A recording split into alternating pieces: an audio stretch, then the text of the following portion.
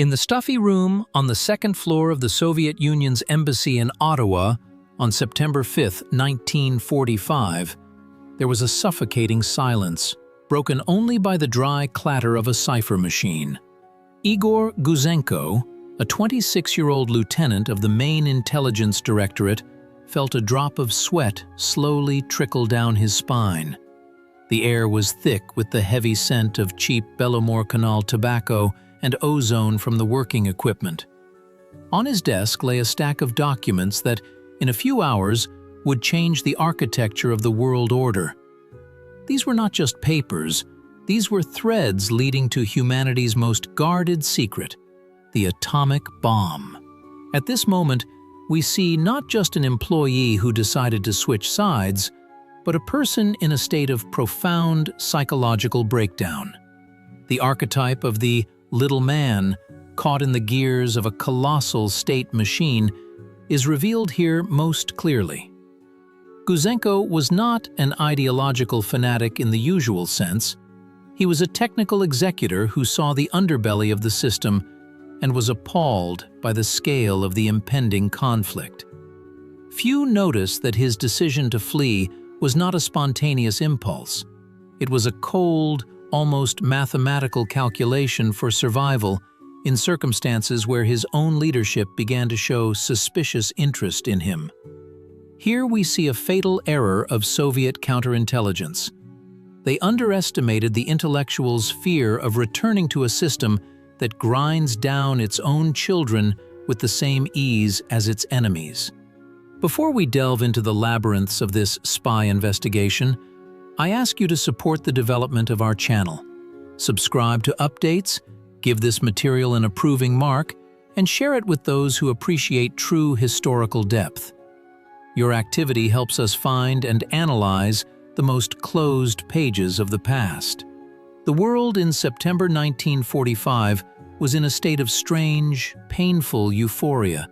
World War II had officially ended just 3 days prior with the signing of the Act of Surrender by Japan. In Ottawa, as in London or Washington, people embraced in the streets, believing that the era of great upheavals was behind them. The Soviet Union was perceived as a valiant ally who saved civilization from the Brown Plague. However, inside the brick building on Charlotte Street, the reality was different.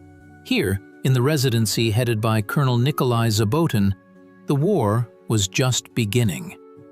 Historians often debate when exactly the Cold War began, pointing to Churchill's Fulton speech or the Truman Doctrine. But I propose looking at the logistics of Soviet intelligence in Canada during that period. While the Canadian government was demobilizing its army and cutting military spending, Zabotin and his team were increasing the pace of penetration into scientific institutions. Gouzenko, being a cipher clerk, saw the full picture. Hundreds of agents embedded in government structures, trade unions, and, most importantly, in the Tube Alloys Project, the British-Canadian contribution to the Manhattan Project. Here arises the first point of serious doubt in the official version, which states that Gouzenko defected solely out of love for democracy. If we analyze the internal correspondence of the residency, it becomes clear that clouds were gathering over Igor himself. He was suspected of moral decay, too frequent visits to local shops, and excessive interest in the Canadian way of life. In a system where any deviation is punished by immediate recall to Moscow, which in those years often meant the end of one's life, fear becomes a powerful catalyst. Gouzenko understood. Either he leaves now, taking with him his insurance in the form of documents, or he faces the Lubyanka basement. This was a classic choice of a cornered professional. That evening, as the sun slowly set behind the Ottawa horizon, painting the sky in alarming crimson tones, Gouzenko hid 109 secret documents under his shirt. Among them were telegrams signed with the pseudonym Alex. Behind it was the GRU director himself in Moscow. These were proofs of the existence of a spy network, the scale of which even the most hardened paranoids in Canadian counterintelligence could not imagine. As he left the embassy building, his hands trembled. Few know that he almost went back when the guard at the exit called out to him to ask about a forgotten cap. This microscopic episode could have changed the course of 20th century history. Had Gouzenko been detained at the threshold with this archive, the world probably would never have learned about the theft of nuclear secrets so quickly, and the Soviet Union would have been able to complete the creation of its bomb in complete secrecy, gaining a decisive advantage in the very first conflict of the new era. Gouzenko's path that night resembled a surreal nightmare. He went to the editorial office of the Ottawa Journal, hoping that journalists would instantly understand the value of his papers. But here we encounter a striking paradox of human perception. The world was so accustomed to the USSR's status as a loyal ally that the night visit of a frightened Russian shouting about spies was perceived as the ravings of a madman. The night editor, yawning, advised him to contact the police the next morning. Gouzenko stood on the street, clutching to his chest documents that could cost him his life, and felt completely helpless. This is an important psychological moment, the archetype of a prophet unheard. He possessed a truth capable of blowing up the world, but to ordinary people, he remained just a strange foreigner in a crumpled suit. The situation was exacerbated by the fact that his wife, Svetlana, was 8 months pregnant. Their small apartment on Somerset Street ceased to be a fortress. Every minute they expected the door to be kicked in by Zobatin's operatives. Here we see the hero's internal conflict, responsibility for his family versus a global choice. Gouzenko made a mistake when he decided to go to the Ministry of Justice. He expected an audience with the minister, but he was again sent to the general queue. Canadian bureaucracy at that moment acted as an ideal filter to save the Soviet residency. No one wanted to take responsibility for a scandal with Friend Joe, as the Western press called Stalin. Few people noticed that at this moment, Canadian Prime Minister Mackenzie King, having received a report about the strange defector, fell into a state of almost panicked stupor. King was a mystic. He believed in signs and spirits, and his first reaction was to demand, "Return this man to the Russians," so as not to spoil relations. This was a moment when the fate of the free world hung by a thread due to the personal fears and political myopia of one leader. The second point of doubt in the official version concerns how Gouzenko managed to survive the next night. According to popular descriptions, he was saved by the vigilance of the Canadian police. However, if we delve into the details, it turns out that salvation came from a neighbor, a Canadian Air Force sergeant who lived next door. When the capture group from the Soviet embassy, led by Pavel Angelov, began to break into Gouzenko's apartment, it was this neighbor who called the city police. Here, the ironic grin of history manifests itself. Professional spies, who had deceived the world's intelligence agencies for years, failed because of an ordinary Canadian citizen who simply didn't like noise at night. When the police arrived at the scene, they found 4 embassy employees calmly rummaging through Gouzenko's cupboards, claiming they were looking for certain documents, and that this apartment was the property of the USSR. This was the height of audacity, which finally made the Canadian authorities wake up. By the morning of September 6, 1945, the situation had reached a boiling point. Gouzenko and his family were hiding in an empty apartment across the street, watching their own home being searched by those who, just yesterday, had been their colleagues. The air in the corridor was permeated with the smell of Svetlana's cheap powder and the heavy scent of dampness. At this hour, around 9 in the morning, the Canadian government was still hesitant. But when the officers of the Royal Canadian Mounted Police finally reviewed several documents brought by Igor, there was a deafening silence. There were blueprints of atomic reactor elements and lists of code names. It became clear that this was not just an escape. It was the uncovering of a deeply echeloned system of betrayal. Here we come to the most painful layer of the conflict, the ideological one. Gouzenko exposed not just spies, he exposed how Soviet ideology managed to recruit people within the Western elite. Among the agents were physicist Alan Nunn May, Member of Parliament Fred Rose, and dozens of high-ranking officials. These were people who genuinely believed they were helping progressive humanity by transmitting bomb secrets to Stalin. They didn't take money. They were guided by what I call the archetype of the blinded idealist. Gouzenko, who grew up within this system, understood that behind the beautiful words lay a ruthless totalitarian mechanism. The conflict was that Western society was completely unprepared for the idea that their own citizens could work against them not for gold, but for an idea. This was the beginning of the era of witch hunts, which would later result in McCarthyism.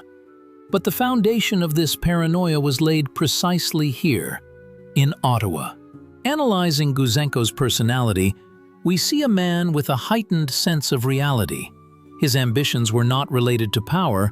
He wanted elementary security and recognition of his significance. But the price of this recognition turned out to be exorbitantly high. After the Canadian authorities finally took him under protection, a case began, codenamed Corby. This was the first full-scale investigation in history into the activities of Soviet special services in the West. Igor became a key witness. But here arises a third point of doubt. How pure were the intentions of the Canadian side? There is evidence that British intelligence MI6 knew about Gouzenko long before his official escape, and perhaps they were the ones who pushed him to this step, using his fear of recall to Moscow as leverage. This transforms the story from an act of personal heroism into a complex multi-move operation of special services, where Gouzenko was merely a pawn, albeit a very valuable one. Igor Gouzenko's psychological portrait after his escape is the story of a man who forever lost his face, literally. For safety, at all public appearances and television interviews, he wore a white sack with eye holes. This visual image became a symbol of the Cold War. Anonymity, fear, and the constant expectation of a stab in the back.